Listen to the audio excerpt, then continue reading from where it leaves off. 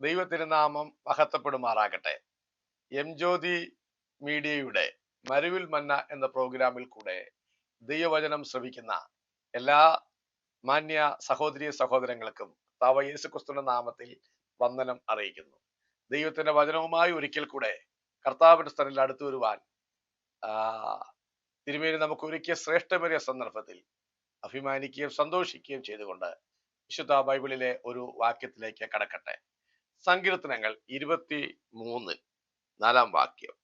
കൂരിരുൾ താഴ്വരയിൽ കൂടി നടന്നാലും ഞാൻ ഒരു അനർത്ഥവും ഭയപ്പെടുകയില്ല. നീ എന്നോട് കൂടി ഇരിക്കുന്നുവല്ലോ, നിന്റെ വടിയും കോലും എന്നെ ആശ്വസിപ്പിക്കുന്നു.